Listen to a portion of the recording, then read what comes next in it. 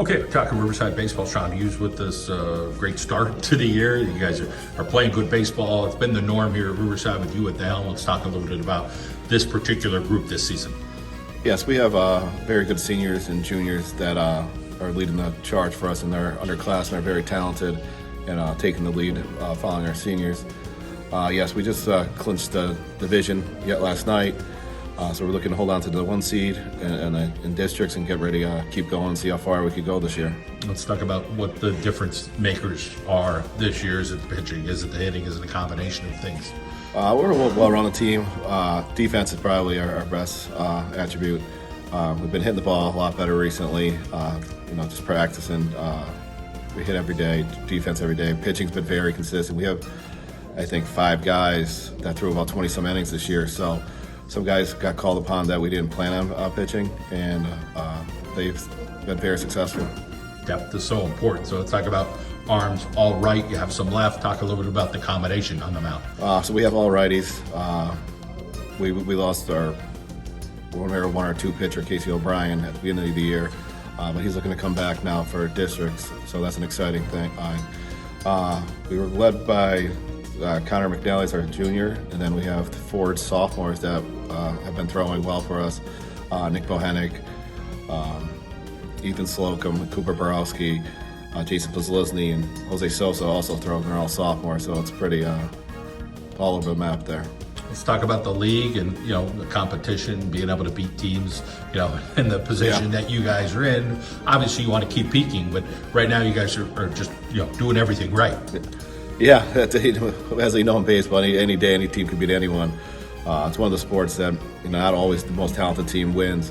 So we've learned that in the past, that we can't look down upon anyone and be ready for anyone's best effort, and that's what we get. We're used to facing everyone's ace, so we prepare for that. We practice for it. We want it. That's what we want. We want to face everyone's best, so it prepares us for the playoffs. And the league is tough. I mean, sometimes they say we're the smaller league, but come down. I mean, we try to play the upper league teams too, and I mean, everyone has a really good arm, and we faced them all. So let's talk about the guys, leadership-wise, and how they're getting maybe some of these sophomores going. Or do you feel like the sophomores are mature enough to kind of handle it anyway? But it always starts with leadership on your squad. Oh yes, absolutely. Casey O'Brien, Patrick Higgins, they're 4-year guys. They're actually probably my first 4-year guys, considering the COVID year. They always bust me about that because we're your first 4-year guys.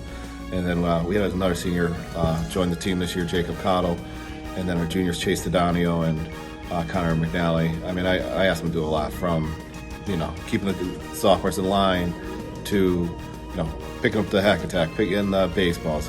And I put a lot of responsibility on them, and they take it. It leaves a lot of takes the pressure off of me to make sure everything's set up, because they'll have it set up when I get there for practice. Talk about your coaching style, what you think you get out of your kids here at Riverside. There's that push-pull effect of knowing, hey, we're going to have a 3-hour practice, maybe it's an hour and a half crisp, trying to know what to do with your guys. Yeah, it's tough to read. We were playing 3-4 games a week, so we practice times have been cut down. We go and get our swings in, get our defense in. We'll touch on the one topic. We'll do a first and third one day, bunts one day, base running one day, and the guys, I can tell them we're practicing 10 hours. They're fine with that. They know they're gonna be disciplined, but it's not. I really not required to do that. They know. Over the years, the older guys tell the younger guys, hey, you got away at this travel or this travel team. That's not going to happen here. From wearing the same clothing for practices to, we're all wearing the same stuff, and we all stay in line. And while we are strict, we know the times have good times. We have fun. I mean, I remember the 2021 season, we were going on such a roll, and I was like, should we start yelling at these guys? But just like, we just didn't know. And, you think we don't want them to get comfortable, because we talked about today, baseball's a sport that you can't take your foot off the gas and put it back on. And once you take it off, it could be a problem.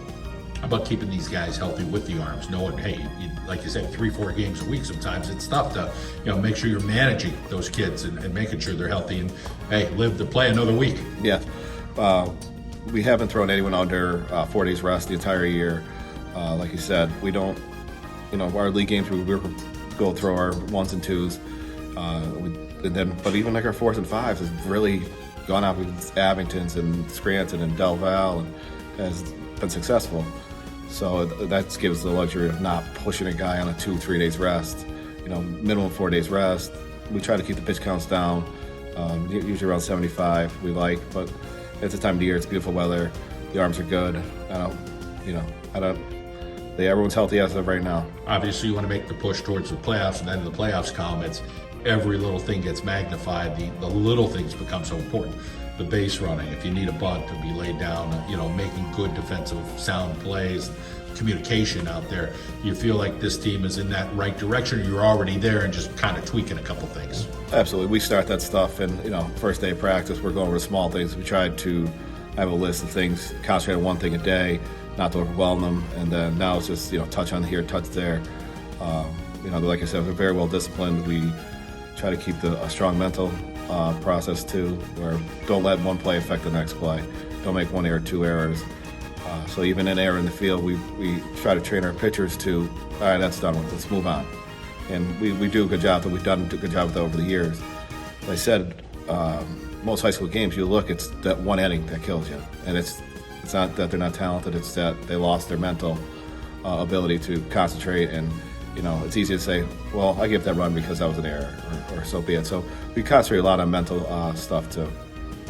Coach, we'll keep it going. It's good to hear about the Riverside Vikings being successful this year. All the best as the weeks go on here in May. All right, thank you very much.